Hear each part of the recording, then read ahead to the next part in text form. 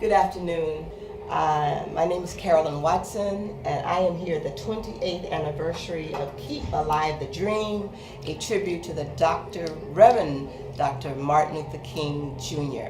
And I am happy to have before me a guest here at the event at the New Beginnings Church, Mr. Paul Knauls. Welcome. Thank you. Thank you for coming in to share with us. And given this day, this wonderful day of celebration, I want to ask you, what are your first thoughts about being here today in this event after 28 years of seeing us celebrate this man?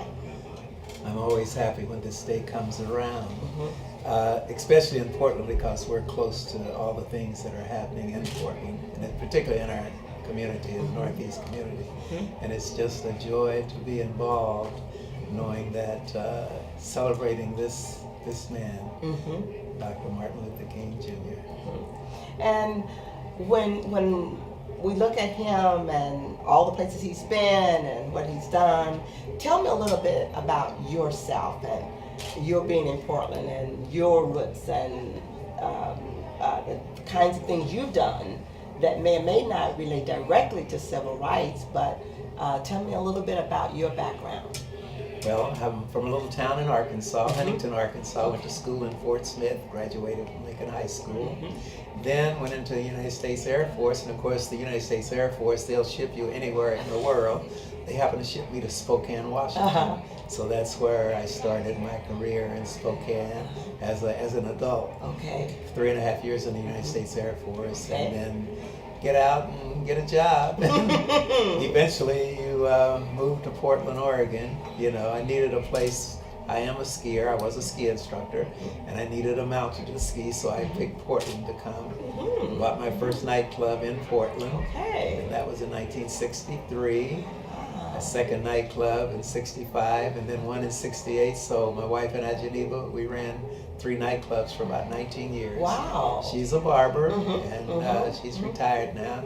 I tell everybody she's retired, and I'm just tired. At 82 years old, tomorrow, I go to work every day. Well, happy early birthday. And so you've been in Portland, what, 50? Almost 50 years. Almost 50 years. Yes, I got here in 1963, July 4th, 1963.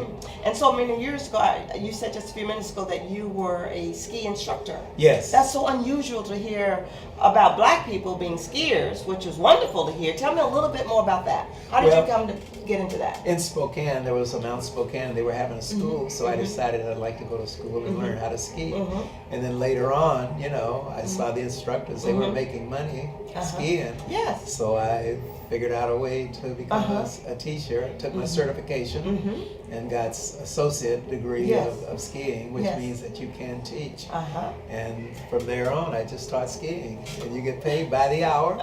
That's what makes it pretty nice. Did you ever think about doing one here at Mount Hood, a ski school, or in Oregon somewhere? No, I didn't. After I got here, I was so busy with those 3 nightclubs, and just busy.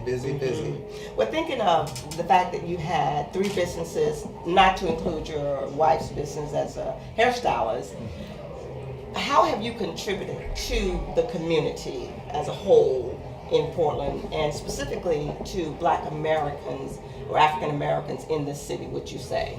What has been some of your contributions? Well, I think one of the one that highlights the most, so we have a parade, and it's called the Good in the Hood Parade. We are in the hood, so why not have a parade to show what's good in the hood? Oh, awesome. And for 13 years I directed the parade, which means it started out with about 80 people.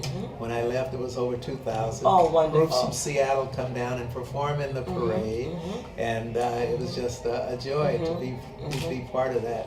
Plus all the other things that we do with the football teams, the basketball teams, the schools. Lots of contributions to all of the organizations.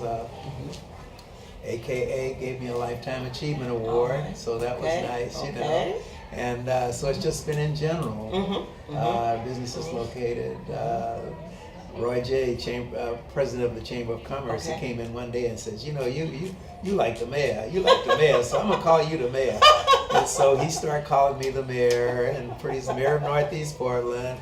Pretty soon the newspapers had it, then the television had it. Now if you go on Google and type my name in, it comes up, Paul Knauls, mayor of Northeast Portland. So people all over the world. Wow. See? Now, did the mayor's office have anything to say about that? They loved it. They loved it. They Okay, loved good. it. You know, oh, that's good. I would That's see good. the mayor. I said, Mr. Mayor. He said, Mr. Mayor.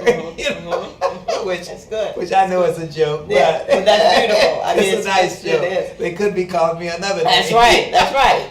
And you know what I was thinking with the businesses you've had, and that means, you know, and I think of you, would you say as a small business person? Yes. I think of our president and some people, of course, in the political arena talk so much about small businesses and how they can help people get jobs. So over your lifetime as a businessman, how many people would you say you've hired over the years and just really feel that you've contributed economically to some of these people who work for you?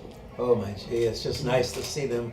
They come to work for us, and eventually they're going to go out and, because it's a beauty and barbershop, they want to have their own. So I've just seen them flourish all over the country. Some's in West Virginia, some's in Atlanta, some's in Los Angeles around, and I can't give you a number, but it's been over the years. You know, you'd say for the last 20 years in this one location, you know. We own our own building. I remember one thing about Dr. King, and it always, every Dr. King birthday it comes up. This lady came in one day and she was so upset because I wasn't closed on Dr. King's birthday. I can't imagine you're not closing on his birthday. I said, well, you know what?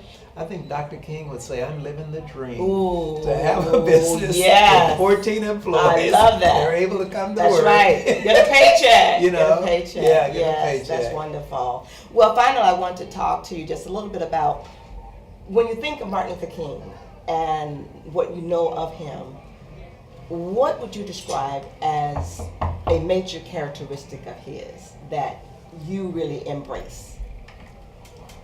Well, first of all, I love the voice. I just love Dr. King's voice anytime you hear it. And for him to have the courage to do what he did, the things that he had to go through, I can't imagine anyone doing that other than Dr. King. So that made him a very special person. When you read the letters that he did from the Alabama jail, all the things that was happening to him.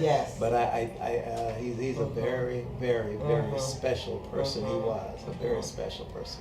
Well, Mr. Knauls, even though we have to stop, we have, again, a tribute to Martin Luther King, and we do and have learned so much about his legacy. But if we were to have a Paul Knauls celebration one day, what would be one legacy, a portion of your legacy you would like for people to know about you? What would be the legacy you would leave if you could sum that up in a short sentence for me? Not that you had a beauty shop, not that you had clubs. What about your character when you look at Martin Luther King that you want to leave? Well, I think what everyone would say about me is, he sure smiles a lot. All right, a smile does it. Thank you so much for coming in. Thank you. God bless you. Have a great day. You bet. Thank you. Thank you. Thanks.